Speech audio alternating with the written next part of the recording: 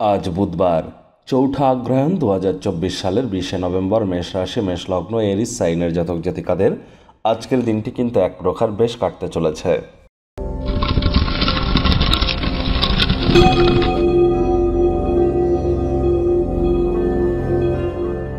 ভিডিওটির শুরুতেই স্ক্রিনে আপনারা দেখতে পাচ্ছেন বুধ গ্রহের বীজ মন্ত্র ওম ব্রাং ব্রিং ব্রং স বুধায় নমঃ। সকাল দুপুর সন্ধ্যা 3 বেলায় 108 বার জপ করুন। সবুজ রঙের বস্ত্র পরিধান করুন। সবুজ এলাচ দাঁতে চাবান। হিজড়াদেরকে গ্রিন কালারের কোনো অবজেক্ট বা বস্তু আপনারা ডোনেট করতে পারেন। অবশ্যই লাভান্বিত হবেন। বুধ মানেই বিদ্যা, বুদ্ধি, ব্যবসা এবং কমিউনিকেশনের ধারক কারক বাহক গ্রহ কিন্তু এই বুধ। আজকের দিনে আপনার গণেশজির নাম জপ ধ্যান আরাধনাও করতে পারেন। কোনো কিছু না পারলে গণেশজির উদ্দেশ্যে 5টি দুর্বা ঘাস দিয়ে বলুন ওম গাং গণেশায় নমঃ। ভাগ্য মিঠারাজ আপনাদের বলছে 7/10 ভাগ্য আপনাদের অনুকূলেই থাকবে, তবে সম্পর্কের খাতে আপনাদেরকে একটু সাবধানতা অবলম্বন করেই চলতে হবে। আজ অফিস থেকে, কাজের জায়গা থেকে তাড়াতাড়ি গৃহে ফিরবার চেষ্টা করুন। মনে রাখবেন গৃহে কিন্তু কেউ আপনার জন্য অপেক্ষা করছে। অর্থগত ব্যাপারে দ্রুত অর্থ উপার্জন করার আকাঙ্ক্ষার অধিকারী আজ আপনারা হবেন।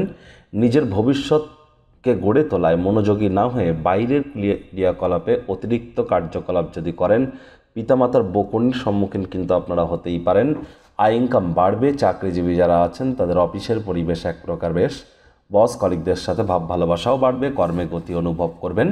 রাজনীতিবিদ যারা আছেন জনসংযোগ বৃদ্ধি করুন। সমাজে পপুলারিটিও বৃদ্ধি পাবে। তবে আজকের আবহাওয়া এমনই থাকবে যে আপনি বিছানা ছাড়তে চাইবেন না।